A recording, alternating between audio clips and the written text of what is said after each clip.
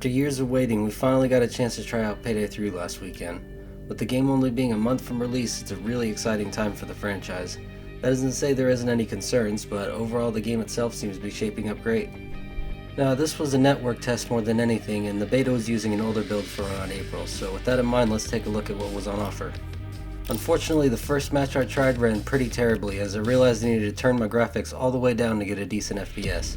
Now, I'm sure this is more than likely a me thing, and I'll have to get that sorted before release, and I'm sure the game will be further optimized by then. So, to get out of the way, yeah, my game kinda looks like shit, but I still had a great time with the beta. Starting with stealth, the game introduces so many more options for clearing the heist quietly. Casing mode has been greatly expanded upon, with you now being able to complete objectives and pickpocket keycards entirely with your mask off. Getting caught in casing mode doesn't sound the alarm immediately, as you'll usually be escorted back to a public area. If you are caught in a secure area or caught doing something illegal, the guards arrest you and shoot you if you try to run. This can be used to your advantage for things like luring guards away from teammates or snagging their keycard. And civilians are much easier to deal with, as they don't need to be shouted at repeatedly to get them down. A quick one should do the trick. You can even just drag them to where you need them in a pinch, which is really helpful. Objectives seem to be able to be done in any order now, making co-op stealth much more enjoyable. I always felt like I had something to do when the main objective was already being done.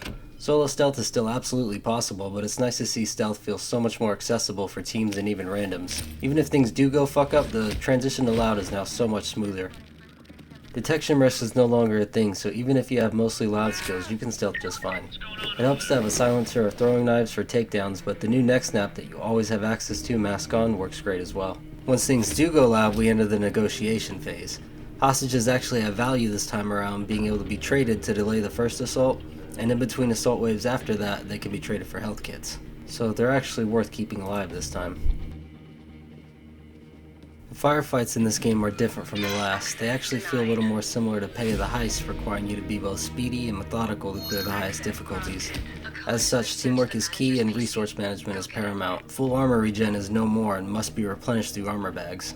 This might be seen as a negative change, and I will admit I was skeptical at first, but after playing I think it really goes well with the game's new loud mechanics, encouraging you to actually try to avoid taking random chip from the fodder and making you think before you trade damage.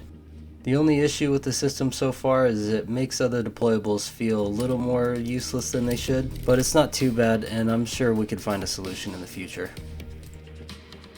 The gunplay feels really good, and even though there are only a few weapons, they were great fun, with the Car 4 and the Rheinfeld being my favorite so far. The only overkill weapon available in this beta is the Piglet grenade launcher, and while I'm sure it's better with explosive skills, it feels like it does more damage to you than anything else. I do really like the concept in general though, as it might be the solution to making special weapons fun and OP without them having to be nerfed to shit to be balanced.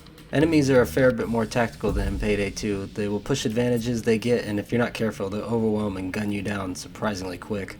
Everything now feels like it must be done with a purpose rather than running around 100 miles an hour blasting cops with no real worries. Of course, this is similar to how Payday 2 initially started, so time will tell how the combat grows and evolves after launch. Simon, Pete, and Damien are all back, with newcomer Nicholas Baudouin to voice Wolf. I played the majority of this beta as Wolf, as he's my favorite character and one of the things I and many others were very curious about. I really enjoy this performance. It feels like a slightly different take on the character while still retaining the nervousness and unhinged goodness Wolf is known for. I also really enjoyed hearing more Swedish lines this time around, and the screaming and terror of a bulldozer feels just right. It's awesome to see a beloved character brought back to life, and I truly hope Nicholas is here to stay. Wolf's not the only heister with new lines, in fact all of them are new. There's lines from Payday 2, but all of them have been re-recorded. The performances are amazing all around, as to be expected, and there's plenty of new fun lines. Unfortunately, there isn't much in terms of heisters communicating or even acknowledging the heist they're in.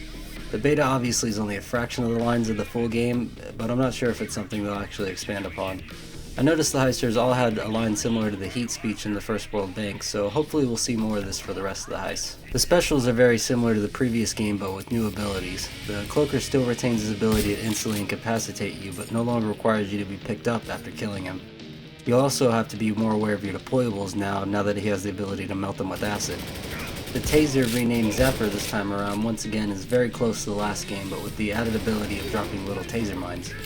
I honestly didn't notice the Zapper too much. Every time I encountered him, he was dead within seconds, and I think I was tased maybe once throughout my playtime. Would definitely like to see them become more of a threat before the game launches. The Bulldozer is awesome. His new bull rush and kick abilities will knock the shit out of you, and his auto shotgun will rip your armor to shreds if you're not careful. I also really love the shit he talks when you throw things like flashbangs at him. The newest enemy, the Nader, is a really cool one. Using gas grenades that affect your health directly, they can completely block off a route, forcing you to improvise. They'll also throw flashbangs when you're civilians, stunning you similarly to the Bulldozer. Overall, a cool enemy and a welcome addition. Snipers no longer just instant down you the second they see you. They actually take more time to line up their shots this time and can still hit you pretty hard. Shields are actually more team players this time around, protecting their unit and bashing the shit out of you if you get too close. The only heist available to us was the standard bank job. I wish we could have seen the art gallery heist as well, but No Rest for the Wicked is a great starting heist. Both stealth and loud are a ton of fun and feel a bit more epic than the standard branch bank jobs of Payday 2.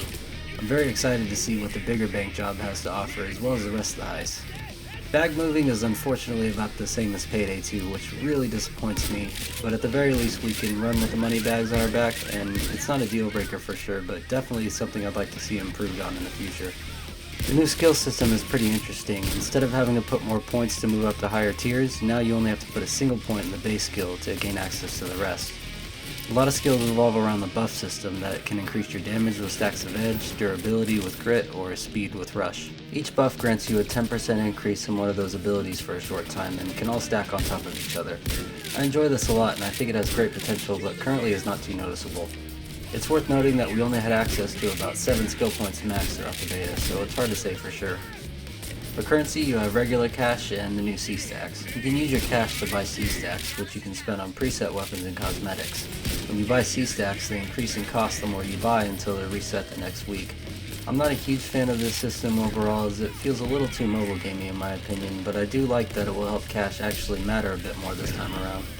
The only available things to spend the currency on was an Uzi and a set of gloves, which was honestly pretty underwhelming. I was very excited to try out the Uzi, but its preset version was unfortunately pretty weak. I'm not sure if it's an issue with the gun itself or the preset mods just didn't work well with it. Not a ton here for this beta, but there will certainly be more interesting options at launch.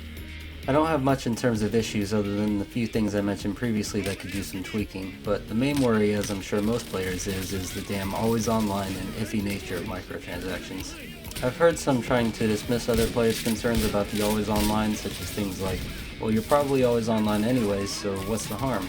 And I agree a lot of players won't be affected too bad other than the servers going down for things like maintenance and not having access temporarily. I still think that's an issue that really shouldn't exist in the first place, but the main thing is putting a needless expiration date on the game. Once again, I've heard this being brushed off with things like, well, no one plays Payday the Heist anymore, are you really going to be playing 10 years down the line? And honestly, I disagree. Yes, the first game doesn't have a ton of people playing it, but they do exist.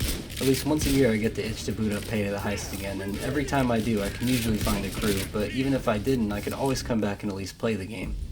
I can understand where a lot of people are coming from. A lot of players just want to have their fun with the game for a month and move on like a normal person, and that's perfectly fine.